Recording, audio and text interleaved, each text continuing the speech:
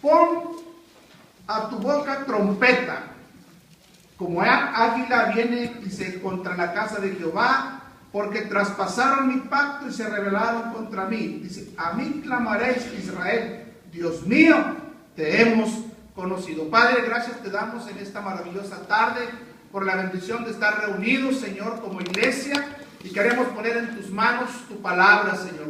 Bendice tu palabra en los corazones y encomendamos nosotros, Señor, todo pensamiento a la dirección de tu Espíritu, en el nombre de Jesús. Amén. Bien, dice la palabra del Señor, hermano, hablando del profeta Oseas, interpretando lo que acontecería al pueblo de Dios en base a la conducta de la nación. El profeta Oseas interpretando lo que acontecería a la nación en base a la conducta que ellos habían tenido. Entonces el profeta dice el tema de este capítulo, dice reprensión de la idolatría de Israel. Dios levanta al profeta Oseas y Oseas reprende a la nación entera. Y tiene por lo menos contra ellos 3 cosas por las que Dios permitió que viniera en aquel tiempo un juicio sobre la nación.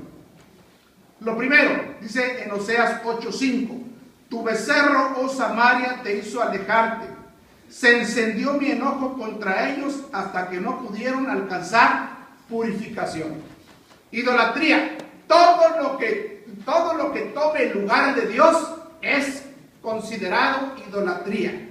Llámese trabajo, familia, bienes, posesiones, placeres, cualquier cosa. Y Dios envía al profeta y dice, tu becerro te hizo alejarte. Y la nación entera se alejó de Dios, de su palabra y de todas aquellas cosas que Dios les había mandado que fueran guardadas. Lo segundo que alcanzo a ver aquí, hermanos, que fue lo que interpretó Oseas, la conducta de la nación y lo que le vendría, dice en el versículo 12, Oseas 8:12, le escribí la grandeza de mi ley y fueron tenidas por cosa extraña. Algo tomó el lugar de Dios. Y la ley, la palabra que Dios les había dado para orientarlos, para fortalecerlos, para nutrirlos, para dirigirlos, dice la palabra del Señor, que en aquel tiempo, en aquel entonces, la palabra de Dios fue tenida como cosa extraña. No la conocían, no la escudriñaron, no le enseñaron a sus hijos ni a los hijos de sus hijos. Otras cosas ocuparon su tiempo, hermano, y no estaban escudriñándola, enseñándola, viviéndola y compartiéndola. Así que lo primero fue la idolatría. Lo segundo fue el abandono de la palabra, el abandono de la ley. Y lo tercero, dice en el versículo 14, olvidó pues Israel a su hacedor y edificó templos, y Judá multiplicó ciudades y fortificadas, mas yo meteré, dice, fuego a sus ciudades, el cual consumirá sus palacios. Olvidó pues Israel a su hacedor. 3 cosas. Y a veces, hermano, el tiempo que nos vendrá en el futuro es el resultado de nuestra conducta en el presente y en el pasado.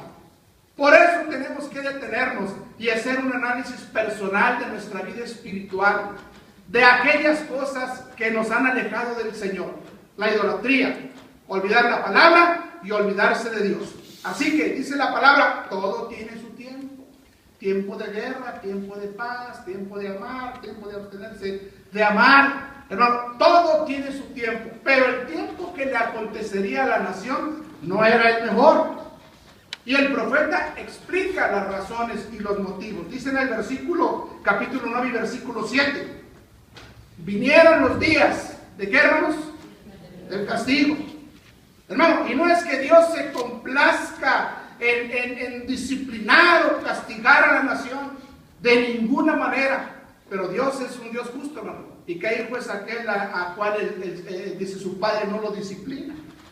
Y entonces Dios está tratando de disciplinar a la nación para sacudirlos, para que despierten de su locura y tratar de volver el corazón de ellos a Dios. Y mire, yo tengo 4 hijos. Yo sé que usted también tiene algunos por ahí, un montón, todos los que tenemos hijos. Y a veces usted les grita, discute con ellos, le duele la cabeza. Y lo que yo he entendido, que si Dios a través de su palabra no los hace entender, nada los va a hacer entender. La Biblia dice que la ley de Jehová es perfecta, que ¿qué? Que convierte el alma. Lo único que puede hacer que el pecador, el corazón del pecador vuelva a Dios, es el poder que tiene su palabra. Así que Dios envía su palabra a través de su siervo y le dice 3 razones por las que te van a venir tiempos difíciles.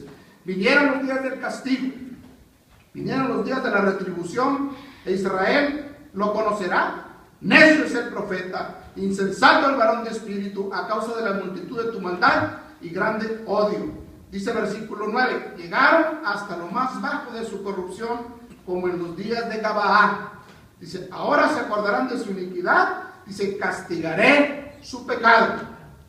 Verso 15, toda la maldad de ellos en Gilgal, ahí pues les tomé versión por la perversidad de sus obras, los echaré de mi casa, no los amaré más, todos sus príncipes son desleales. Fíjese nada más cómo interpreta el profeta los tiempos que vendrían en base a la conducta de la nación. ¿Qué cosas le vinieron a usted en el 2015? ¿Por qué lo va a recordar? ¿Qué ajustes tiene usted que hacer para que el año que venga sea un año de paz, de prosperidad, de restauración y de restitución? Tal vez este año que pasó no fue el mejor para usted. Vinieron enfermedades, vino escasez, vinieron luchas, vinieron pruebas, tal vez tuvo hasta persecución, porque todo eso viene a nuestras vidas. Algunas veces no es como resultado del pecado, vienen luchas, vienen pruebas, entonces no tiene nada que ver con el pecado, para fortalecernos, para madurarnos. Pero hay algunas cosas que son el resultado de nuestras malas obras. Y Dios lo que quiere, hermano, es que su pueblo sea un pueblo que vive en paz. Pero si nosotros perseveramos y permanecemos en hacer mal, dice en el versículo 17, o sea, 9:17, mi Dios los desechará, porque ellos no le oyeron, andarán errantes por las naciones. Desechados, errantes, bajo el juicio de Dios. Eso le aconteció a la nación entera por ser idólatras, por no guardar su palabra y por alejarse del Señor. 2015 es un año que marca la primera iglesia bautista porque renuncia el pastor Francisco Castillo, y que durante tantos años fielmente, hermano, llevó adelante esta congregación. Y hasta el día de hoy, hermano, agradecemos por su vida y por su ministerio. Hermano, en el año que murió el rey Usías, vi yo al Señor sentado en un trono alto y sublime. El hombre es temporal, pero Dios es eterno. La obra es del Señor, avanza y sigue. ¿Qué debe de hacer la primera iglesia bautista para seguir y llevar adelante la obra que el Señor ha encomendado ahora en los hombres de liderazgo? Mucha oración, lectura de la palabra y seguir la dirección del Espíritu Santo. No queremos que le acontezca a las familias lo que aconteció en aquel entonces.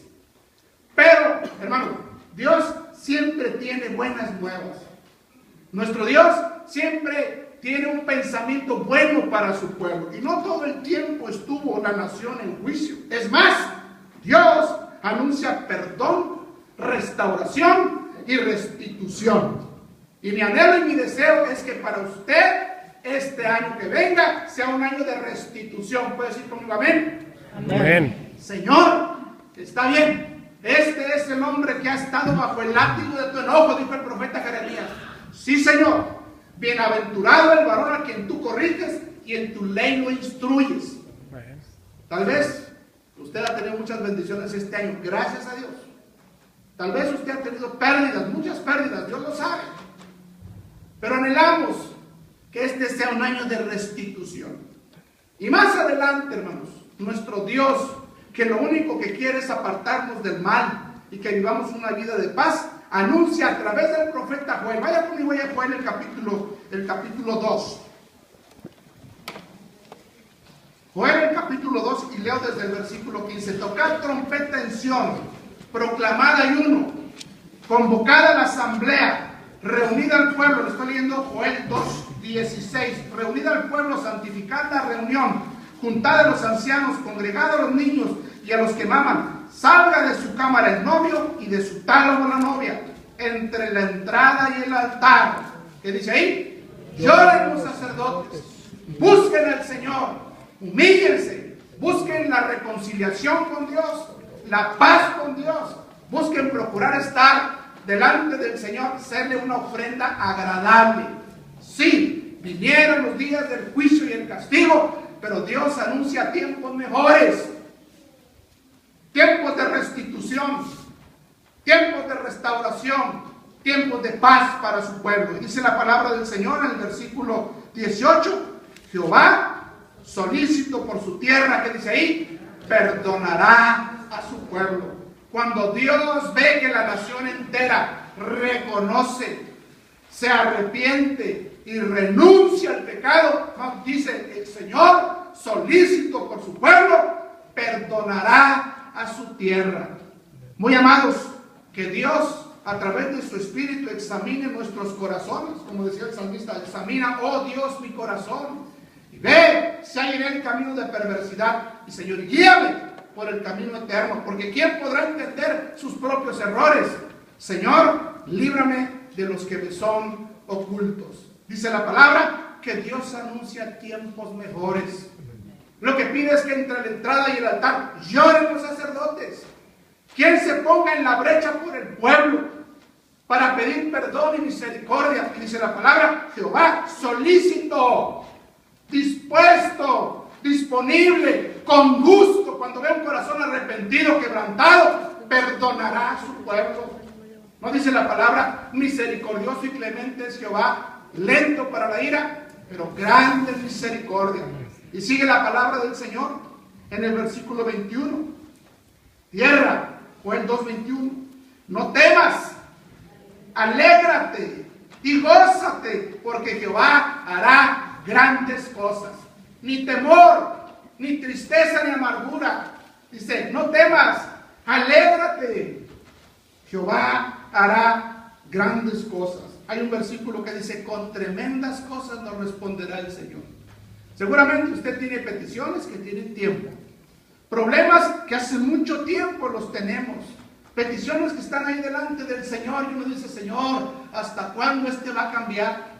Señor, ¿hasta cuándo vas a darnos los recursos necesarios? Señor, seguramente hay cosas que usted tiene en su corazón que está esperando la respuesta. Dios tiene buenas nuevas.